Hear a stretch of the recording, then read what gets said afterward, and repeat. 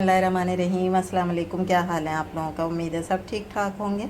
और आज मैं आपके लिए लेकर आई हूँ चटखारा बोटी की रेसिपी, जिसके लिए मैंने ये मटन का गोश्त लिया है और इसके हमने इस तरीके से पीस बना लिए हैं, जैसे तिक्के के पीस होते हैं। ठीक है, बस इतनी छोटी बोटी बनाइए ताकि ये 1 बाइट होती है तो बड़ी बोटी जो है वो खाई नहीं जाती। ठीक है, इस तरीके से इसको घर में मैंने जो है वो बनाकर और छन्ने में रख दिया था ताकि इसका सारा पानी जो है वो निकल जाए। अब करना क्या है कि इसके अंदर मैं ये इस तरह की एक दरमियानी प्याज है मोटा मोटा काट के वो इसके ऊपर डाल दूँगी।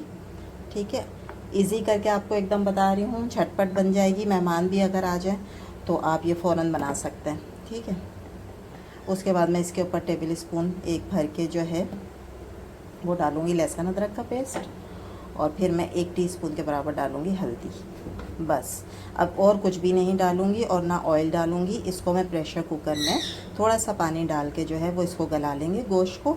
बस बाकी स्टेप जो हैं वो हम इसके बाद करेंगे। इन 3 चीज़ों के साथ जो है वो पहले मैं प्रेशर कुकर में इसको रख कर थोड़ा सा नमक भी डालूँगी और फिर हम इसको गला लेंगे। इसको मैं सर्व करूँगी एक ग्रीन चटनी के साथ, जिसके लिए मैंने जो है वो जार में पुदीना डाला है, पुदीने के कुछ पत्ते डाले हैं। और अब मैं इसके अंदर डालूँगी दही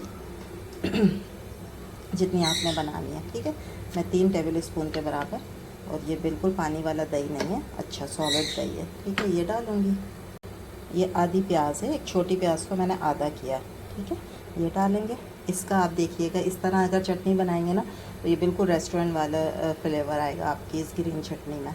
और ये एक बड़ी हरी मिर्च है जिसको मैंने ऐसे कट लगाकर ये डाल दी है ताकि ये अच्छे तरीके से पिस जाए। बस अब इसमें मैं थोड़ा सा पानी डालूँगी जितना हमने इसको बनाना है लिक्विडी, तो ज़्यादा लिक्विडी नहीं करना है। तो इसमें मैं डाल दूँगी थोड़ा सा पानी और फिर ये ग्रीन हमारी चटनी जो है वो तैयार हो जाएगी। हमारी मज़ेदार सी जो है वो इसकी चटनी तैयार हो गई है दही की। ठीक है, इसे हम एक साइड में करते हैं, इसको हम सर्व करेंगे चटखारा बोटी के साथ। देखें, अभी मैंने कुकर जो है वो खोल दिया है और ये इसकी स्टीम ताकि निकल जाए और ये बोटियाँ ठंडी हो जाएं। ठीक है, वो देखें जो मैंने प्याज वगैरह डाली थी वो कहाँ है, सब इसी तरह से इसमें मिक्स हो जाती है और उसका फ्लेवर अच्छा आ जाता है। अच्छा, ये जो थोड़ा सा इसमें पानी है तो थोड़ा पानी हमने रखना है, इसको बिल्कुल हमने ड्राई नहीं करना है, यानी भूनना नहीं है।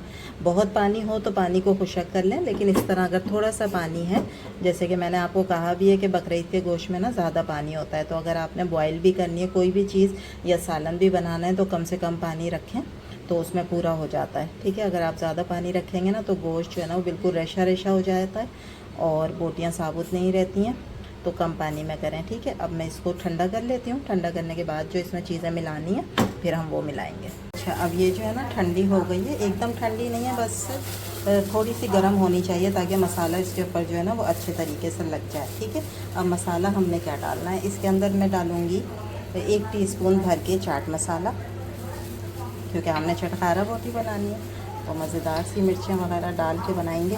ठीक है, 1 टीस्पून भर के कुटी हुई लाल मिर्च,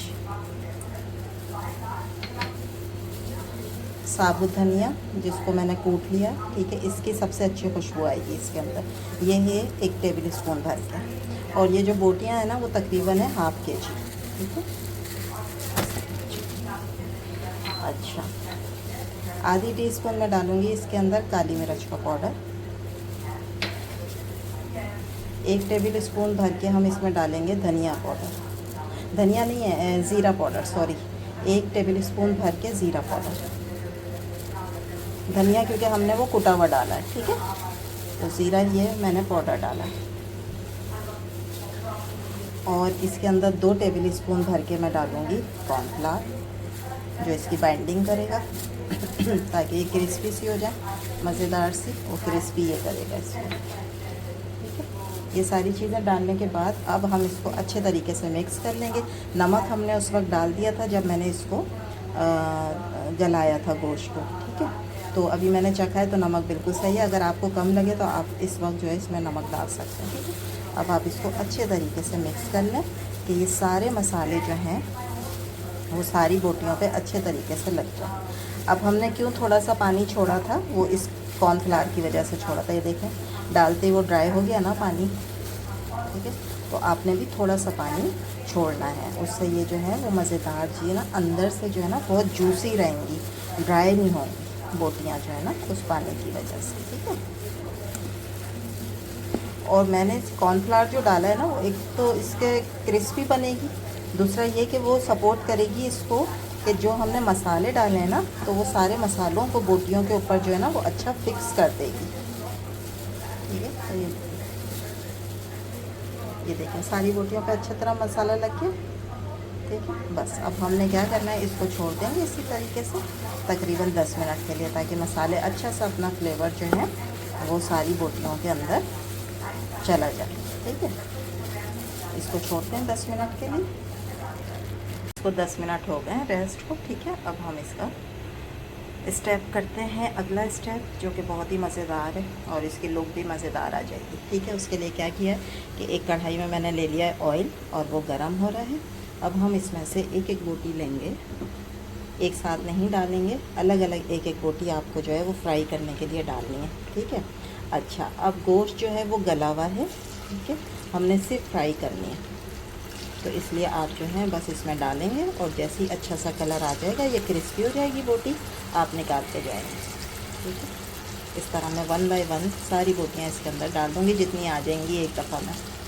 ये देखें माशाल्लाह से कितना प्यारा कलर आ गया है। ठीक है, ये मैं आपको दिखाती हूँ करीब से लाकर। ये देखें ज़बरदस्त बन गई हमारी चटखारा बोटियाँ मटन की। ठीक है, अब मैं सारी इसी तरह फ्राई कर लेती हूँ। एक बैच हो गया था, एक रह गया है, उससे भी कर लेते हैं, फिर आपको डिश आउट करके दिखाती हूँ।